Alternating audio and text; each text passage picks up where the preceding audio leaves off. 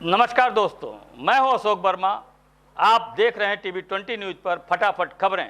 अब शुरुआत करते हैं खबरों का सिलसिला। मंडलायुक्त विजय विश्वास पंत ने निर्देश दिया है कि विभिन्न लाभार्थी परक योजनाओं यथा वृद्धा पेंशन, किसान पेंशन, दिव्यांगजन सशक्तिकरण पेंशन, निराश्रित महिला पेंशन आदि योजनाओं सहित अन्य प्रकार की पेंशन प्राप्त कर रहे लाभार्थियों के बैंक खातों से 1 साल के अंदर धनराशि के निष्कासन की स्थिति की जांच संबंधित अधिकारी अवश्य करें, जिससे उक्त धनराशि की उपयोगिता स्पष्ट हो सके। मंडलायुक्त श्री पंत बृहस्पतिवार को अपने कार्यालय के सभागार में सोशल सेक्टर से संबंधित विभिन्न कार्यक्रमों की प्रगति की समीक्षा कर रहे थे। उन्होंने वृद्धावस्था पेंशन की समीक्षा के दौरान जनपद मऊ में अपात्रों की संख्या नगण्य पाए जाने पर असंतोष व्यक्त करते हुए उप निदेशक समाज कल्याण को निर्देशित किया कि तीनों जनपदों में नियमानुसार सत्यापन कराएं। उन्होंने कहा कि गांवों के भ्रमण के दौरान पर्याप्त संख्या में ऐसे लाभार्थी पाए जाते हैं जो वास्तविक रूप से किसी न किसी पेंशन योजना के हकदार हैं, परंतु इन्हें कोई पेंशन नहीं मिल रही है। मंडलायुक्त ने निर्देश दिया कि अधिकारीगण गाँवों का भी भ्रमण करें तथा लाभार्थियों को चयनित कर उन्हें योजनाओं से लाभान्वित कराएं। उन्होंने भी कहा कि प्रायः अपात्रों को लाभार्थी परक योजनाओं से लाभान्वित किए जाने की शिकायतें मिल रही हैं। उन्होंने संबंधित अधिकारियों को निर्देश दिया कि नियमित रूप से लाभार्थियों का सत्यापन कराते रहें। देवरांचल क्षेत्र में कार्यरत सामाजिक संगठन देवारा विकास सेवा समिति व बाबा महाबल दास अनाज बैंक द्वारा बाढ़ प्रभावित क्षेत्र में गरीबों और वंचितों की सहायता करते ही तो आवश्यक सामग्री के साथ चप्पल का भी वितरण किया गया। वहीं देवारा विकास सेवा समिति द्वारा गरीबों के लिए आपातकालीन स्थिति में एम्बुलेंस की भी सुविधा दी गई। टीवी 20 न्यूज संवाददाता से बातचीत में समिति के अध्यक्ष रामकेदार यादव ने बताया कि बाबा मंगल गृह उद्योग किशुनदासपुर के अध्यक्ष राकेश यादव द्वारा समिति को 300 जोड़ी चप्पल गरीबों में बांटने के लिए अनुदान के रूप में दिया था, जिसका वितरण आवश्यक सामानों के साथ समिति द्वारा किया गया। वहीं उन्होंने कहा कि समिति द्वारा क्षेत्र के विकास के लिए पूरी तत्परता से कार्यरत है। इस क्रम में रामकेदार यादव ने सरकार से देवरांचल के विकास के लिए देवारा क्षेत्र की 5 मांगों को भी दोहराया, जिसमें बाढ़ प्रभावित क्षेत्रों को पुल बनाकर बांध से जोड़ना, विषैले जानवरों के दंश से बचाव के लिए बंधे पर अस्पताल बनवाना, साथ ही साथ पशुओं की देखभाल के लिए पशु अस्पताल का भी बंधे पर निर्माण किया जाना है। क्या कुछ कहा रामकेदार यादव ने, आपको सुनवाते हैं। मैं मौजूद हूँ चिकनावा ढाले पे, जहाँ देवारा विकास सेवा समिति द्वारा बाढ़ प्रभावित क्षेत्रों को चप्पल का वितरण किया जा रहा है, जिसके अध्यक्ष रामकेदार यादव जी इसका वितरण कर रहे हैं। आइए जानते हैं और उनके द्वारा क्या सेवाएं की जा रही हैं। हम स्टार्टिंग से ही बाढ़ पीड़ितों के लिए काफ़ी मदद करते आए हैं और आपको हम ये भी बताना चाहते हैं कि मीडिया का बहुत मैं आभार व्यक्त करना चाहता हूँ, जो कि पूरे बाढ़ टाइम में यहाँ पे पूरा समय दिया, हमारे मुद्दे को उठाया। हम इनके लिए बराबर अभी चप्पल दे रहे हैं। कई बार शिकायत आती थी कि यहाँ पर जो है सांप काट रहे हैं, रात में लोग जाते हैं सांप काट लेते हैं। बहुत सारी ज़रूरतमंद हैं, इनको इसकी ज़रूरत थी। नंगे पैर जाते थे, चप्पल मिल जाए, कुछ तो राहत रहेगी हमारी तरफ से।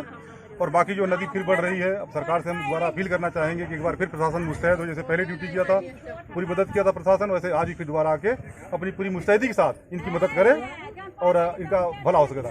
रामकेदार जी, आपके पास अनाज बैंक की भी आपकी व्यवस्था है, उस पर आप क्या कहेंगे? जी, हमारे पास बाबा महाबल अनाज बैंक की व्यवस्था है। बराबर गरीबों के लिए हम अनाज रखते हैं। आज बाबा महाबल दास की तरफ से तो अनाज बंटता ही है। ये चप्पल यहाँ से हमारे साथी हैं, एक बाबा मंगल गृह उद्योग आजमगढ़ के पास किशुनदासपुर के, उन्होंने भिजवाया था। 300 जोड़ी चप्पल भिजवाया था उन्होंने, राकेश यादव जी। उनका हम बहुत बड़ा आभार व्यक्त करना चाहेंगे कि यहाँ पे उन लोगों ने समस्या को समझा और इतने सारे 300 जोड़ी चप्पल भिजवाया गरीबों के लिए और जरूरतमंदों के लिए। उसको हम लोग बांट रहे हैं, वो अभी नहीं आ पाए, हम लोग उनके माध्यम से बांट रहे हैं।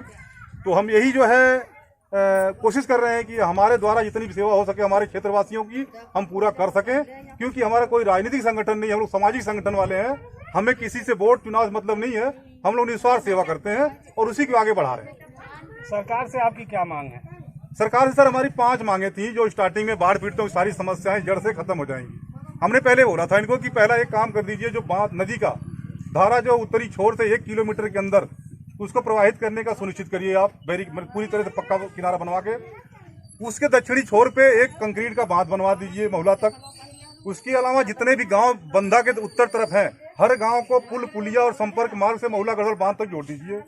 इसके अलावा जो जितने बाढ़ केंद्र है वहां पे एक पशु चिकित्सक परमानेंट यहाँ पे रखिए और सर्प काटने की दवा हमारे देवारा में ही उपलब्ध होनी चाहिए, उसका इंजेक्शन यहीं पे लगना चाहिए। इस तरह आप देख रहे हैं कि देवारा विकास सेवा समिति बाढ़ पीड़ितों के लिए काफ़ी मददगार साबित हो रही है।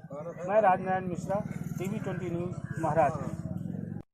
आजमगढ़ में कोरोना महामारी के इस काल में तमाम गाइडलाइन प्रशासन की तरफ से लोगों के लिए जारी की गई है, लेकिन इसके बावजूद भी मनमानी जारी है।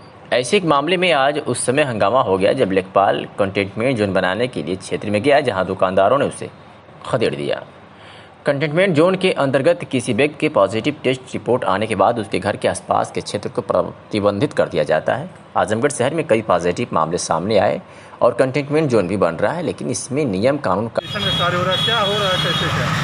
जो कंटेनमेंट जोन है, कंटेनमेंट जोन में जो है आज इसे सफाई की हम लोग करा रहे अच्छा, तो क्या निर्धारण किए हैं, क्या कैसे कंटेनमेंट जोन का कैसे कैसे रहेगा, कितने हैं? आज जो हम लोग कर रहे हैं वो तो कंटेनमेंट जोन कर रहे हैं, लेकिन वैसे पर डे जो है कल की गाड़ी जो है हमारी डेली सुबह करती है। लेकिन यहाँ जहाँ करा रहे हैं कंटेनमेंट खत्म हो चुका है, जब तक था तब तक यहाँ सैनिटाइजेशन नहीं हुआ। ये बिल्कुल हुआ, हम खुद कराएं कि जलकल गाड़ी भेज करके मैं खुद का फोटो भी मेरे पास है। और साफ सफाई क्या व्यवस्था की जा रही है? सर हमारा 2 समय चल रहा है, जो सुबह ये शाम को भी है। क्यों साहब 15 अगस्त को एक मलिन बस्ती का आपको जो है जिम्मा दिया गया है, जी जी जी। तो उसका कौन सी बस्ती चिन्हित हुई है? अभी हम लोग 3 महीने शाम को क्लीन करके उसका स्पेशल गाना वो चलाएंगे इसमें, आप लोग भी कर देंगे इसमें। आजमगढ़ पब्लिक स्कूल ने कोरोना महामारी को देखते हुए छात्रों और अभिभावकों के लिए कई राहत भरी घोषणा की है। स्कूल के प्रिंसिपल हुमा वसीम ने बताया कि इस समय हम मुश्किल दौर से गुजर रहे हैं। ऐसे में स्कूल प्रबंधन ने नर्सरी से क्लास 12 तक के छात्रों की फीस में 20% डिस्काउंट देने का निर्णय लिया है। साथ ही एक ही घर के अगर 2 से अधिक बच्चे पढ़ते हैं तो सीनियर क्लास के बच्चों को फीस में 20% का डिस्काउंट दिया जाएगा। वहीं यदि पूरे साल की फीस एक साथ जमा करते हैं तो 5% अलग से डिस्काउंट दिया जाएगा। इसके साथ ही प्रबंधन ने ये भी घोषणा की है कि इस वर्ष फीस में बढ़ोतरी नहीं की जाएगी। प्रधानाचार्य ने अभिभावकों से ये भी अपील किया है कि फीस को लेकर अपने बच्चों की पढ़ाई बिल्कुल ना रोकें, हमसे मिलकर अपनी बातें रखें, जरूर कोई न कोई रास्ता निकाला जाएगा। क्या कुछ कहा आजमगढ़ पब्लिक स्कूल के प्रिंसिपल हुमा वसीम ने, आपको सुनवाते हैं उन्हीं की जुबानी।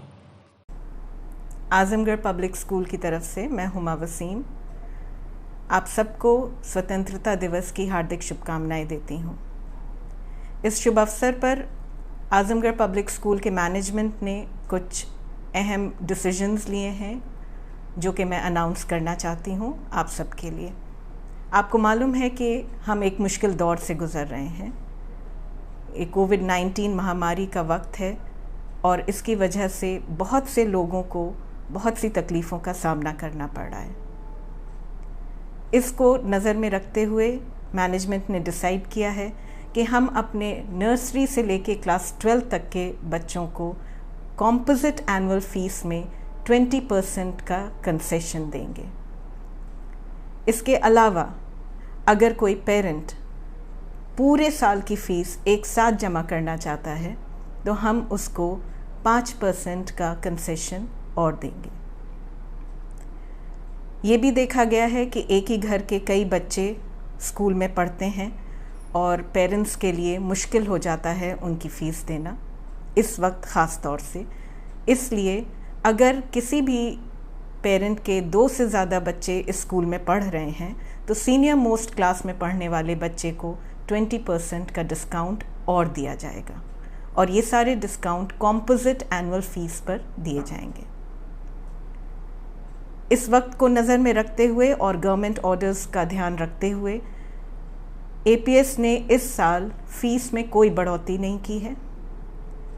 इसके अलावा आपकी सुविधा के लिए हमने फ़ीस को मंथली डिवाइड कर दिया है, यानी आप मंथ वाइज भी फ़ीस दे सकते हैं। आप सब से ये रिक्वेस्ट है, मेरी स्पेशल रिक्वेस्ट है पेरेंट्स से कि आप किसी भी वजह से अपने बच्चों की पढ़ाई को मत रोकिए। अगर कोई भी परेशानी है, कोई मुश्किल है, आप आइए, कोई ना कोई रास्ता ज़रूर निकाला जाएगा। धन्यवाद। आजमगढ़ पब्लिक स्कूल ने प्रतिभाशाली छात्रों के लिए बहुत सी रियायतें दी हैं। स्कूल की प्रधानाचार्य हुमा वसीम ने बताया कि 6 अप्रैल 2020 से ऑनलाइन कक्षाएं चल रही हैं। कक्षा 11 में प्रवेश पाने के इच्छुक नए और पुराने छात्रों के लिए समग्र वार्षिक शुल्क में विशेष रियायत दी जा रही है।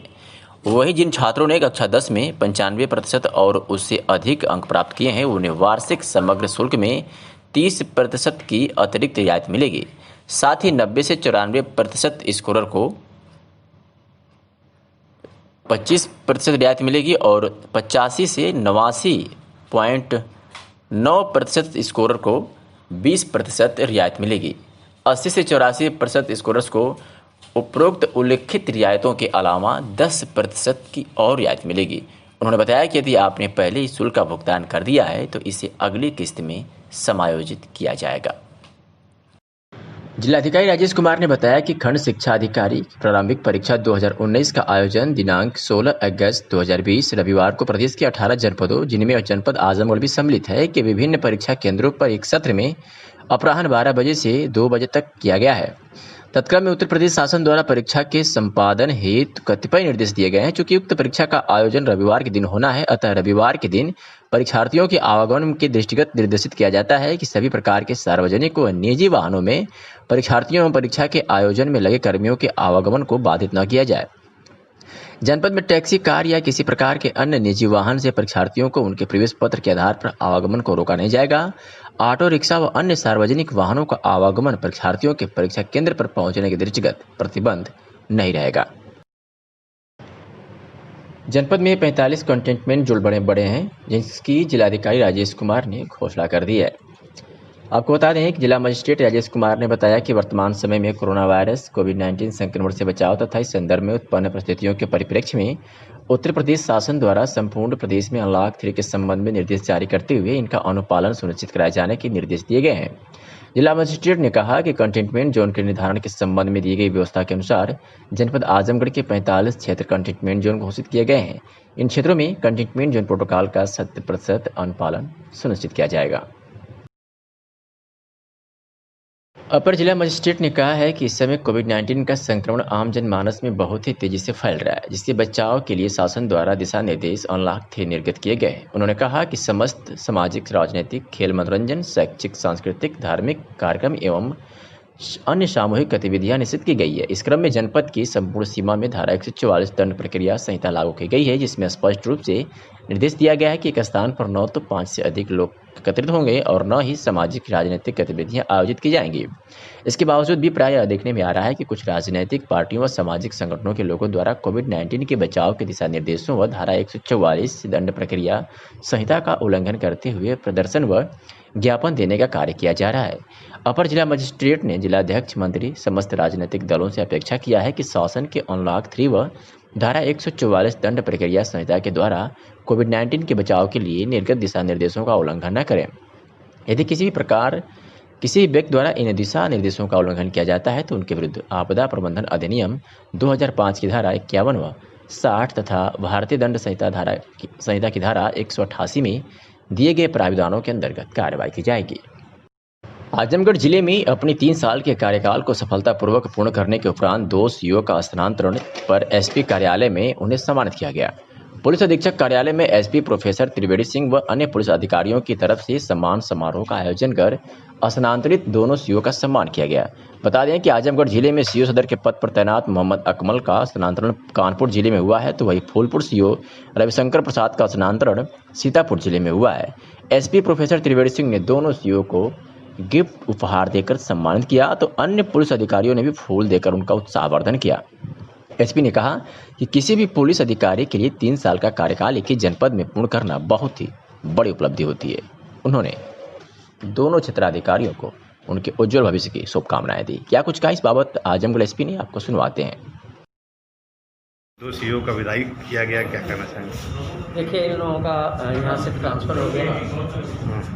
अकमल का ट्रांसफ़र हुआ है कानपुर और इनका रविशंकर का ट्रांसफ़र हुआ है वहाँ सीतापुर। ये दोनों लोग वहाँ जा रहे हैं, आप ज्वाइन करेंगे। इन लोगों ने 3 साल बकायदे 3 साल की तैनाती के बाद यहाँ से इन लोगों का ट्रांसफ़र हुआ।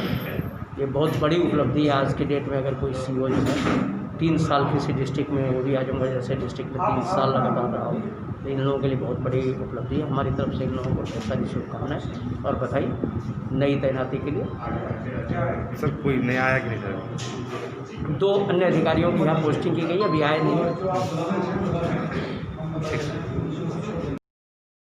जिलाधिकारी राजेश कुमार की अध्यक्षता में कलेक्ट्रेट सभागार में कृषक उत्पादन संगठन का गठन एवं प्रोत्साहन हेतु जनपद स्तरीय मॉनिटरिंग समिति की प्रथम बैठक संपन्न हुई। जिलाधिकारी ने बताया कि योजना के अंतर्गत देश में 10,000 नए कृषक उत्पादक संगठन का गठन करते हुए उनको पर्याप्त हैंड होल्डिंग एवं व्यावसायिक सहयोग प्रदान करने हेतु कृषक उत्पादक संगठनों का गठन एवं प्रोत्साहन केंद्रीय योजना को स्वीकृति प्रदान की गई है। जिलाधिकारी ने बताया कि यह बहुत अच्छी ही योजना है जो किसानों की आय बढ़ाने में सहायक सिद्ध होगी। इसके साथ ही समिति के सभी सदस्यों की सहमति से रानी की सराय सब्जी उत्पादन क्लस्टर और अहिरौला एवं फूलपुर की लाल मिर्च के उत्पादन प्रसंस्करण और मूल्य संवर्धन बाजार लिंकेज क्रेडिट लिंकेज हेतु चुनाव किया जाएगा। मंडलायुक्त विजय विश्वास पंत ने निर्देश दिया है कि विभिन्न लाभार्थी परक योजनाओं यथा वृद्धा पेंशन, किसान पेंशन, दिव्यांगजन सशक्तिकरण पेंशन, निराश्रित महिला पेंशन आदि योजनाओं सहित अन्य प्रकार की पेंशन प्राप्त कर रहे लाभार्थियों के बैंक खातों से 1 साल के अंदर धनराशि के निष्कासन की स्थिति की जांच संबंधित अधिकारी अवश्य करें, जिससे उक्त धनराशि की उपयोगिता स्पष्ट हो सके।